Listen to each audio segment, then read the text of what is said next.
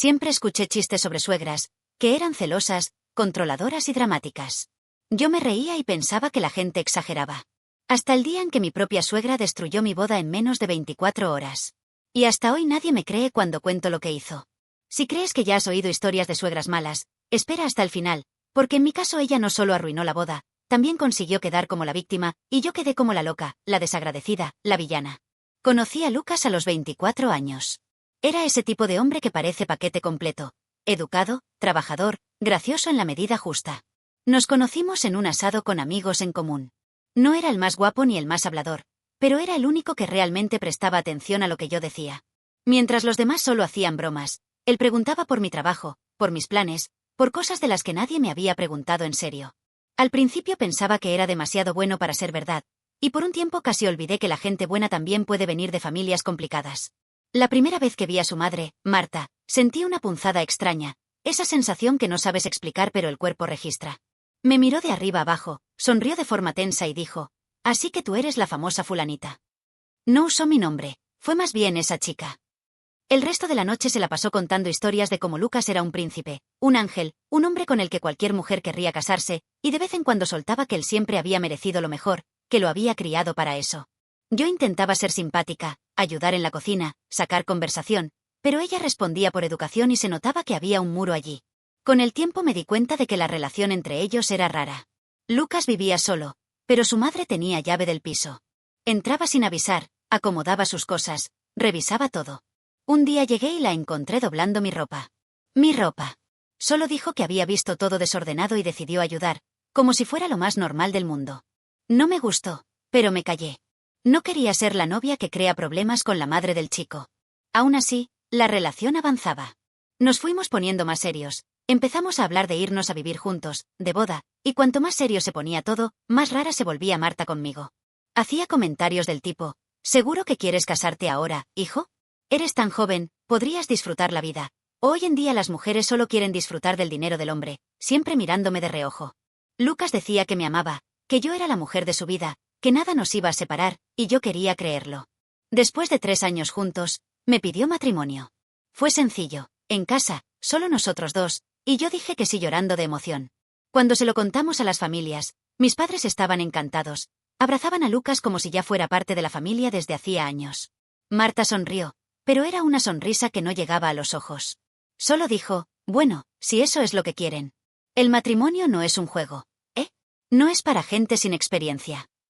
A partir de ahí, todo se convirtió en una mezcla de sueño y pesadilla. El sueño era yo eligiendo el vestido, el banquete y la decoración.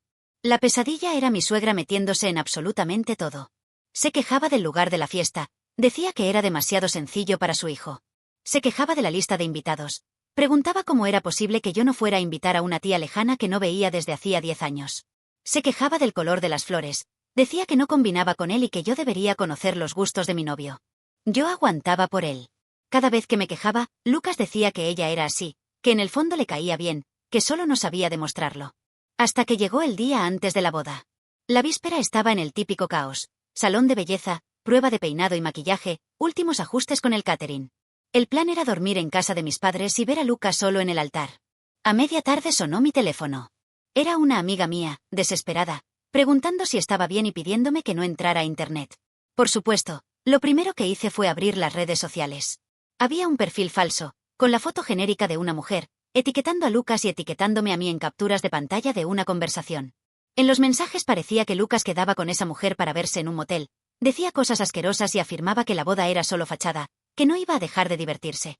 Leí eso con la vista borrosa. La manera de escribir, las expresiones que usaba, todo parecía real. Ese perfil falso había publicado las capturas en grupos con amigos en común, en historias etiquetando a familiares y compañeros de trabajo. En cuestión de minutos fue un incendio. Mi teléfono empezó a llenarse de mensajes, gente preguntando si era verdad, si todavía iba a casarme, si ya había visto todo eso. Llamé a Lucas, temblando, y le pregunté qué estaba pasando. Sonaba realmente perdido. Dijo que no entendía de qué le hablaba y me pidió que le mandara las capturas. Se las mandé.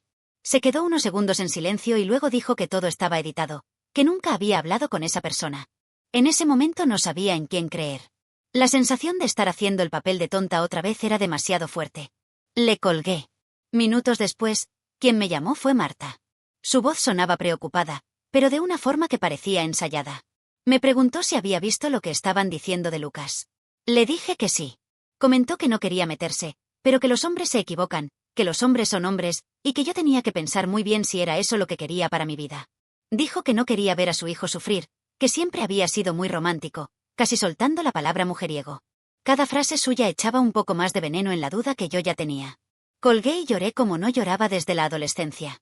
Pensé en cancelar todo en ese momento, mandar mensajes al cura, al banquete, al DJ, a todos, y desaparecer. Mi padre fue quien intentó traer un poco de razón. Dijo que, si era montaje, era delito, y que si no lo era, mejor saberlo antes de casarse que después. Me dijo que yo tenía que mirarle a los ojos y decidir por mí, no por los demás. Esa noche no dormí. Por la mañana, unas 10 horas antes de la ceremonia, Lucas apareció en casa de mis padres, desesperado, con la cara pálida. Repetía todo el tiempo que era mentira, que lo juraba por su vida, por su madre, por todo. Me mostró su teléfono. No había ninguna conversación con esa mujer, ningún rastro. Me preguntó si de verdad pensaba que sería tan tonto como para dejarlo todo allí si hubiera hecho algo. Yo no sabía si ese nerviosismo era culpa o indignación.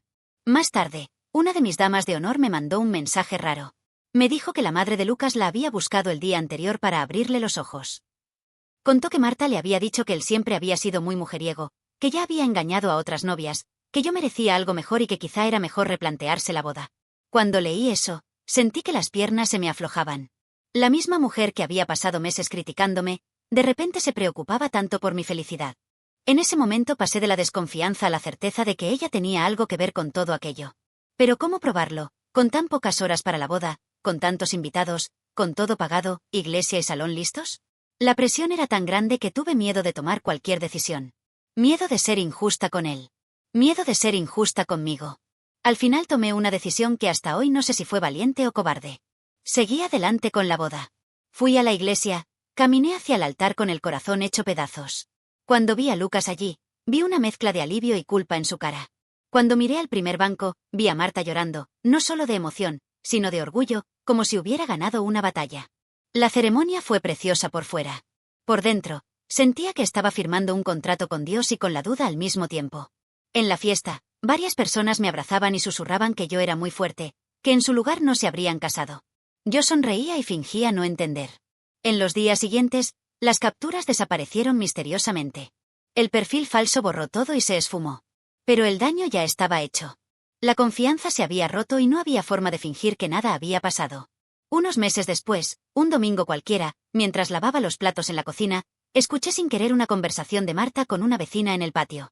Se reía y decía que todos los hombres son iguales, que a veces necesitan un susto para valorar el matrimonio.